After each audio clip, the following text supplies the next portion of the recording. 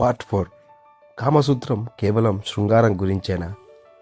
కామసూత్రం అంటే శృంగారానికి సంబంధించిన పుస్తకం మాత్రమే అని ఇప్పటికీ చాలామంది అనుకుంటారు. కానీ ఇందులో సంగీతం, కళలు, ఆటలు, సాహిత్యం, సామాజిక నైపుణ్యాల గురించి కూడా ఎందుకు ప్రస్తావించారు? అసలు కామసూత్రం పరిధి ఎంతవరకు ఉంది? కామసూత్రం పేరు వినగానే చాలామందికి వెంటనే శృంగారం గుర్తొస్తుంది. దానికి కారణం లేకపోలేదు. ఈ గ్రంథంలో లైంగిక సంబంధాలు, ఆకర్షణ, ప్రేమ, శారీరక సాన్నిహిత్యం వంటి అంశాలు ఉన్నాయి. కానీ అంతటితో కామసూత్రం పూర్తవదు. మొత్తం గ్రంథాన్ని పరిశీలిస్తే ప్రేమ, వివాహం, భార్యాభర్తల జీవితం, సామాజిక సంబంధాలు, కళలు వంటి అనేక అంశాలు కనిపిస్తాయి. ఇక్కడ కామ అనే పదాన్ని కూడా అర్థం చేసుకోవాలి.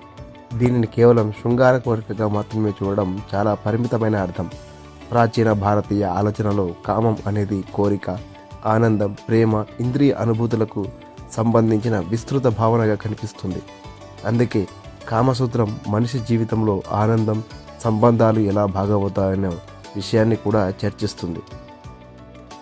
ఇక చాలామందికి ఆసక్తి కలిగించే 64 కళల విషయానికి వస్తే వాటిని కేవలం 64 రకాల శృంగార పద్ధతులుగా చెప్పడం సరైనది కాదు. సంగీతం, కవిత్వం, చిత్రకళ, అలంకరణ, ఆటలు, వినోదం, సామాజిక నైపుణ్యాలు వంటి అనేక కళలు, నైపుణ్యాలు ఈ సాంప్రదాయంలో ప్రస్తావించబడతాయి.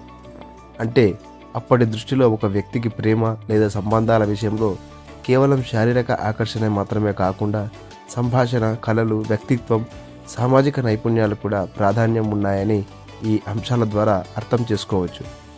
అయితే ఒక విషయం గుర్తుపెట్టుకోవాలి. మనం కామసూత్రాన్ని నేటి కాలపు రిలేషన్షిప్ గైడ్లా కాకుండా ప్రాచీన భారతీయ సమాజానికి చెందిన చారిత్రక గ్రంథంగా చూడాలి.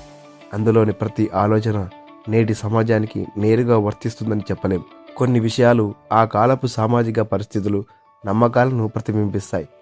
అందుకే కామసూత్రం అంటే కేవలం శృంగారం అనేది పూర్తి నిజం కాదు. అదే సమయంలో శృంగారానికి సంబంధించిన అంశాలు అందులో ముఖ్యమైన భాగం అన్న విషయాన్ని కూడా మర్చిపోలేం. అసలు ఆసక్తికరమైన విషయం ఏంటంటే ఈ గ్రంథంలో ప్రేమ, వివాహం, సంబంధాల గురించి ప్రాచీన సమాజం ఎలా ఆలోచించిందో కూడా మనం చూడగలుగుతాం.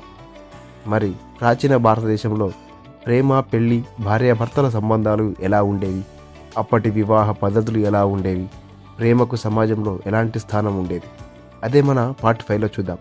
ప్రాచీన భారతదేశంలో ప్రేమ మరియు వివాహం ఎలా ఉండేవి?